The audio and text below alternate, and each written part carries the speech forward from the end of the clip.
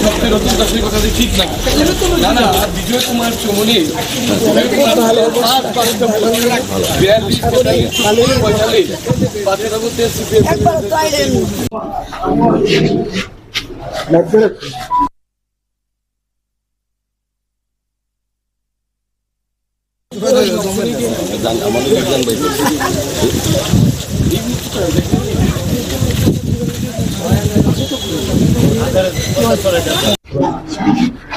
শান্তিপূর্ণ অবাধ সুষ্ঠু নির্বাচন হচ্ছে রাজ্যে। তার সঙ্গে ৮ নং বটতলী বিধানসভা কেন্দ্রেও খুব সুন্দরভাবে সুষ্ঠুভাবে নির্বাচন অনুষ্ঠিত হচ্ছে।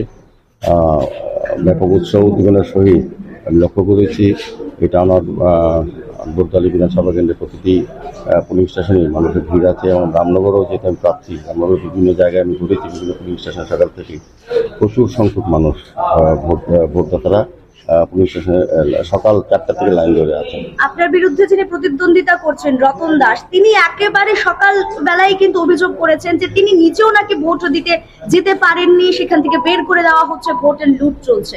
একদম মিথ্যে কথা, সিপিএম তো মিথ্যে কথাই বলে। রতন দাস তো হারবেন জেনে কথা বলছেন। ওনার সঙ্গে তো আমার অনেকগুলি পুলিশ স্টেশনে দেখা হয়েছে, অনেকগুলিতে দেখা হয়েছে, উনি গেছেন, উনি মিথ্যা অভিযোগ করছেন, বলছেন যে পুলিং এজেন্ট বসতে দেওয়া হচ্ছে না। আদতে ওনার সঙ্গে লোক নেই। আমি তো বলেছি যে এখনো আপনাদের অন ক্যামেরা বলবো, যদি রতন দাস ওনার পুলিং এজেন্ট এনে দিতে পারে আমি নিজে বসিয়ে। আশিস সাহা বলছেন নিরাপত্তা বাহিনী মানে পুলিশ আর বিজেপি নাকি একসাথে মিলে ভোট লুট করছে। ওরা তো এই কথাই বলবে, কারণ হারবে তো জানে, হারার আগে এই কথাটা বললে পরে অন্তত এটা সন্তুষ্টি মানুষের বলবে যে জোর করে হারিয়ে দেওয়া হয়েছে। এমনিতে মানুষ ওদেরকে হারাবে।